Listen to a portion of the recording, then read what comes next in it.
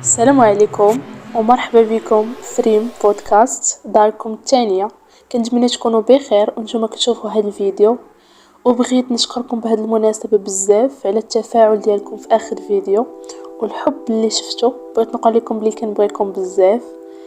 الموضوع ديالنا ديال اليوم غادي يكون على كيفاش نهتم براسي ونتعلم نعرف القيمة ديالي بالشكل الصحيح اللي غادي يخلي حياتي تبدل. كما سمعتي، حياتي تبدل. خليك معايا ونبداو الفيديو ديالنا. انا عارفه انه بزاف ديال البنات كيطيحوا في واحد الفخ كيقولوا باللي الشكل ما كيهمش، ولكن الحقيقه ان الشكل مرآة ديال كيفاش كنشوفوا راسنا اولا قبل ما يشوفنا الشخص الاخر من الداخل. منين كتهم لي راسك راه ماشي غير الشعر المشدود ولا اللباس اللي ما مرتبش، راه رساله كتوجهيها لراسك واللي هي انا ما مهماش. ولكن لا، انتي عكس هادشي، وانا عارفه انه انتي مهمه وتستاهلي العنايه الكافيه والاهتمام ايضا، لان الاهتمام بالشكل ماشي تصنع وماشي تقليد للاخرين او الناس الاخرين، ولكن هو واحد الاحترام اولا راسك، وهو اول خطوه ممكن ديريها اتجاه الثقه بالنفس ديالك. هادشي علاش نتمنى انكم هاد النصائح اللي غادي نعطيكم تطبقوهم، حيت واخا صغار وبساط كما كنقولوا غادي يبانوا وغادي يفرقوا معاكم بزاف. حاولي انك تنوضي كل نهار وتغيري العقليه ديالك قبل الشكل ديالك. بمعنى شنو؟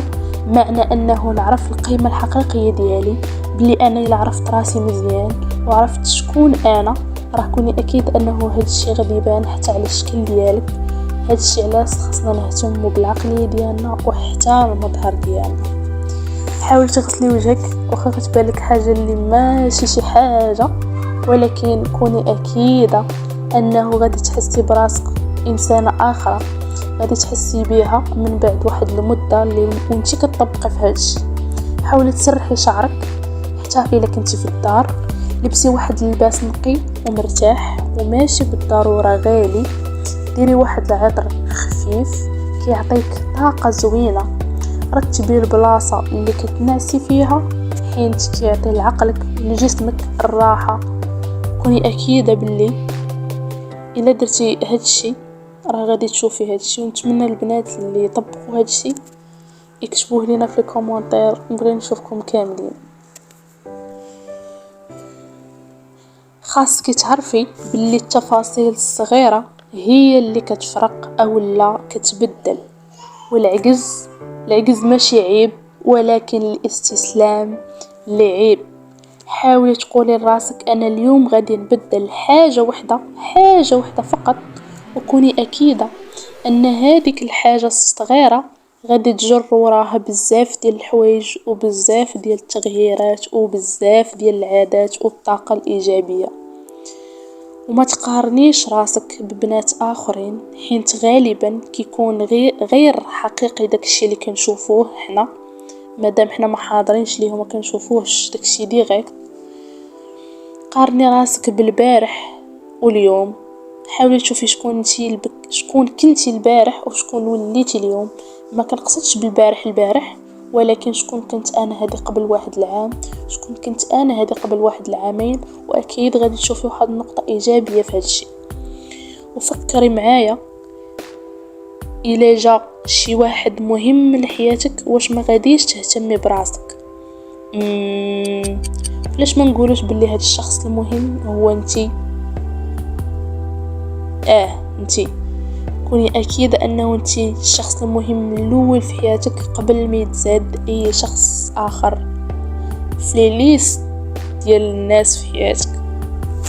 وتعلمي تسمحي لراسك بالغلط وتحاولي تطوري منه، وديري واحد المحاوله ديال التطور، حيت التغيير ما عندوش عمر محدد، في اي عمر كنتي انتي.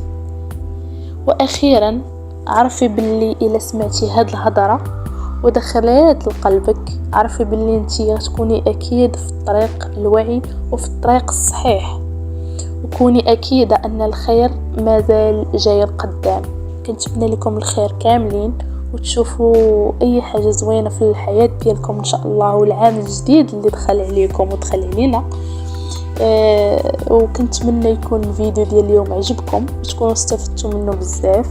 ولا بغيتوا مازال نزيد الفيديوهات بحال هذا الشيء، ولا بان لكم شي افكار جداد ولا شي حاجه نديروها اخرى، ما تنساوش ديروا لايك واحد ابوني.